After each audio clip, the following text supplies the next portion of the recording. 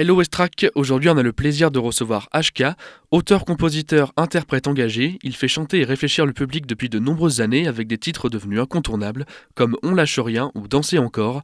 Il revient aujourd'hui avec un nouvel album, Le cœur au vent, et une nouvelle tournée. Bonjour HK, merci beaucoup d'être avec nous. Salut. Pourriez-vous vous présenter, vous et votre musique en quelques mots? Mon nom d'artiste, c'est mes initiales inversées. Donc, je m'appelle Kadoura Dadi. Je suis originaire de Roubaix, du nord de la France. Je fais de la musique engagée, festive. Moi, j'aime bien dire de la musique nomade. C'est de la musique qui se joue des frontières, qui dépasse les frontières et qui aime voyager et inciter au voyage. Alors avant d'entrer dans le détail, pouvez-vous nous présenter Le cœur au vent? Comment décririez-vous cet album à quelqu'un qui ne l'a jamais écouté? Le cœur au vent, donc c'est le 11e album, hein, signé HK. C'est un album qui à la fois parle de notre époque, c'est de la chanson à texte, hein, moi pour ceux qui ne me connaissent pas, et à la fois avec des thèmes qui peuvent être plus profonds, plus intimes, où je raconte pourquoi j'ai voulu faire de la musique, pourquoi j'ai voulu écrire des chansons, pourquoi j'ai voulu raconter des histoires quand j'étais gamin.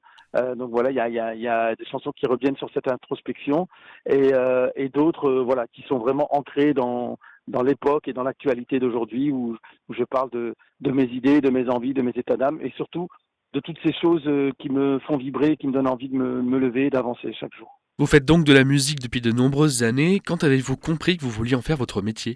J'ai commencé donc à écrire ma première chanson quand j'étais adolescent, ouais, 14-15 ans. J'ai monté mes premiers groupes pendant peut-être pas loin de 15 ans, ouais, une bonne quinzaine d'années. J'ai fait de la musique en amateur, donc j'avais pas spécialement.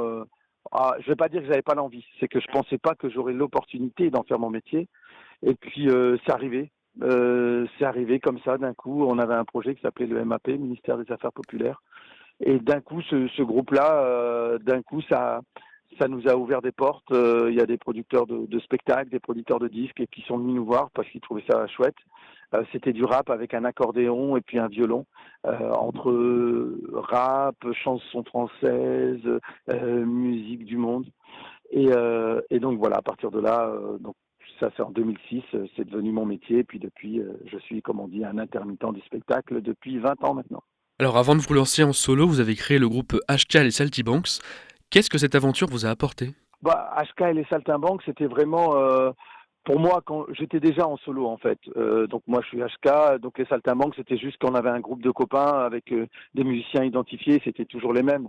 Aujourd'hui, plus de 15 ans après, la famille s'est agrandie, donc il y a toujours des saltimbanques de la première époque, et puis il y en a d'autres copains, copines qu'on a croisés, rencontrés sur la route et avec qui on a créé des liens. Moi, cette aventure-là, ce que ça m'a apporté, c'est de pouvoir me dire, voilà, j'ai des chansons, j'ai des choses à dire, à raconter, à écrire, et puis j'ai des amis qui m'aident, des amis musiciens, musiciennes, qui m'aident à mettre toutes ces chansons, toutes ces histoires-là, de les mettre en musique, et puis de pouvoir aller les présenter sur la route et sur disque. Et donc voilà, c'est un cadeau pour moi. Tout à l'heure, on parlait justement de vos débuts. Quelles ont été vos plus grandes influences musicales lorsque vous avez commencé? Bah, comme je disais, je viens beaucoup de la scène du rap, j'étais moi influencé par les groupes mythiques du rap français, donc c'était IAM, NTM, Assassin, ces trois groupes-là. Mais évidemment, ma musique, c'est de la chanson, c'est de la musique. Enfin, il y a mille et une influences. J'ai été beaucoup inspiré par Brel d'un côté et Bob Marley de l'autre. Donc voilà, à la fois chanson française, à la fois reggae, à la fois hip-hop. Et c'est drôle parce que et puis d'autres artistes de musique du monde. Et c'est drôle parce que ma musique, ben, c'est un mélange de tout ça. Votre nouvel album s'intitule donc Le cœur au vent. Pourquoi ce titre? Que représente-t-il pour vous? Bah, ce que je disais tout à l'heure, ce côté à un moment donné où sur certaines chansons, et notamment la chanson Le cœur au vent, éponyme de l'album, où bah voilà, où je me livre, où il y a vraiment assez à cœur ouvert presque, j'aurais pu dire ça, où je me raconte, où vraiment je me livre comme j'ai très peu l'habitude, je suis un peu pudique, moi, c'est ça qui est paradoxal, hein, parce que je fais de la musique, on se montre sur scène, mais dès qu'il s'agit de sentiments, d'histoires profondes, du sens de nos vies, de nos existences, voilà, je suis plutôt pudique et là je me livre. Et donc le cœur au vent, pour celles et ceux qui ne voient pas la pochette, il y a un enfant donc avec un béret, donc on imagine que c'est moi enfant, qui est porté par un parapluie, un peu façon Mary Poppins, quoi, qui part au vent et voilà, qui s'en va voyager à travers le monde.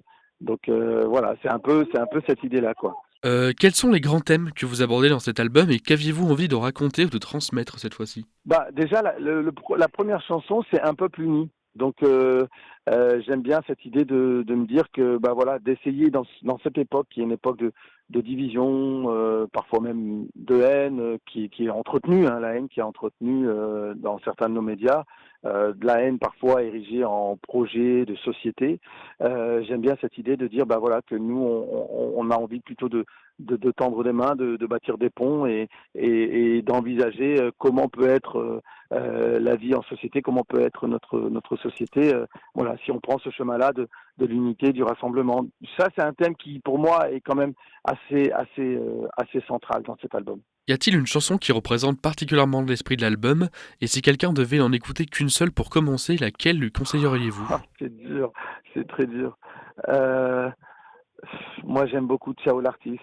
Je dirais Ciao l'artiste parce il y a tout dedans.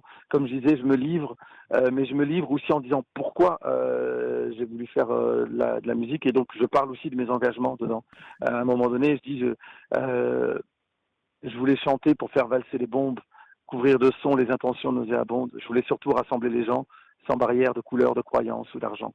Et puis après, voilà, je raconte comment moi je voulais vivre sur scène. C'est une chanson qui fait presque écho d'une certaine manière à la célèbre chanson de Dalida, Moi je veux mourir sur scène. Ben voilà, quand j'étais gamin, je voulais vivre sur scène et je voulais vivre cette vie. Comment fonctionne l'écriture d'une chanson chez vous et d'où vient l'inspiration? J'aime bien attendre, laisser venir une idée, laisser venir un petit slogan, un petit refrain, une association de mots, et en plus il y a le petit air qui va avec, c'est génial. Donc j'aime bien laisser venir ça. Et puis à partir de ce moment, c'est un peu comme quand on part à la pêche, mais on a lancé l'hameçon, et puis vraiment quand on sent que tiens, ça mord, il y a quelque chose qui vient. Et puis là, je vais pas dire je me rue sauvagement, c'est pas ça le mot, mais là je me dis ok, il y a quelque chose. Donc allons voir, allons voir. Je tire le fil à partir de ce moment-là. Et alors des fois ça va pas jusqu'au bout, mais c'est là que tout commence pour moi. Vous êtes donc un artiste engagé, mais vos concerts sont aussi des moments de fête et de partage. Est-ce que c'est une manière de montrer qu'on peut faire passer des messages tout en donnant envie de danser aux gens? Oui, oui, bien sûr, et tout en donnant envie de danser ensemble. Pour moi, c'est vraiment important ce mot et l'association des deux, parce qu'il y a, bon, quand on parle souvent dans les projets de société, parle souvent du vivre ensemble. Et pour moi, le vivre ensemble, on peut vivre ensemble en se tolérant vaguement, mais pour moi, danser ensemble, ça veut dire voilà qu'il y a une main qui se tend, qu'il y a une autre qui la prend, qu'il y a une envie d'aller vers l'autre, et une envie de faire mouvement, et puis de créer du beau, de faire du beau, de partager du beau. Et pour moi, c'est vraiment euh, quand on dit artiste engagé, aujourd'hui, je pense que l'engagement central, il est là parce que le combat à mener, il est là parce qu'il y a vraiment une division extrême de notre société, de notre pays, de notre monde d'ailleurs, et des gens qui campent sur la position, des gens qui ont peur de l'autre, une peur qui nous empêche, voilà, qui nous paralyse, qui nous empêche de tout construire, et puis qui nous bouge tellement de chemin et qui nous fait aller vers quelque chose où il n'y a rien de beau à trouver sur ce chemin-là. Donc pour moi, c'est au cœur de mon engagement d'aujourd'hui. Vous êtes actuellement en tournée pour votre nouvel album. Qu'est-ce que la scène vous apporte que le studio ne peut pas vous offrir? Oh là là, moi je suis avant tout. Alors évidemment, on enregistre nos chansons, on y met beaucoup de cœur, et puis on a la chance de vivre dans une époque où les chansons peuvent voyager, voilà, sans qu'on soit forcément toujours présent, et donc ça multiplie les occasions de pouvoir écouter une chanson. Mais je suis avant tout un artiste de scène. Pour moi, on fait du spectacle vivant, et donc notre musique elle est vivante, et sur scène, on peut pas tricher. Alors en enregistrement, on peut avoir mille et une astuces peut-être. Surtout aujourd'hui avec tous les outils qu'on peut avoir. Mais sur scène, on peut pas tricher. Et sur scène, c'est des moments de vérité. Et puis les gens sont là, et puis il y a des regards qui se croisent, et puis ça passe ou ça ne passe pas. Il se passe quelque chose, il ne se passe pas quelque chose. C'est très basique, j'allais dire. Presque c'est 0 ou 1. Bon, il y a un peu de nuance, mais quand même. Et moi, c'est ce que j'aime, et c'est ce qui fait qu'on a le trac avant de monter sur scène, parce qu'on ne sait pas si ce soir ça va le faire comme hier soir, ou peut-être que justement hier soir, tiens, ça n'a pas été, on ne sait pas pourquoi, et est-ce que voilà, on se remet en cause, on a plein de doutes et à la fois plein d'envie, et c'est ces sentiments ambivalents qui font tout le plaisir d'être sur scène. Vous avez encore le trac après autant d'années donc. Oui, surtout quand on commence à des nouvelles tournées et à chanter des nouvelles chansons, et un nouveau répertoire, un nouveau tour de chant. Oui. Pour terminer, si vous deviez donner envie à quelqu'un d'écouter Le Cœur au vent en une seule phrase, que lui diriez-vous? En une seule phrase, euh, je prendrais peut-être une phrase de la chanson, Le cœur au vent. Euh, Faire de ma vie une œuvre d'art, de mon art une résistance, et sourire aux étoiles d'un soir en leur offrant une autre danse. Avant de se quitter, un grand merci à vous, HK, d'avoir pris le temps de répondre à nos questions et de nous avoir fait découvrir votre univers, votre parcours et votre nouvel album. Je rappelle que Le Cœur au vent est disponible dès maintenant et que vous pouvez retrouver HK sur scène partout en France à l'occasion de sa tournée. Merci beaucoup, HK, d'être venu avec nous sur Westrack. Merci à vous de m'avoir invité. Et à bientôt. Au plaisir.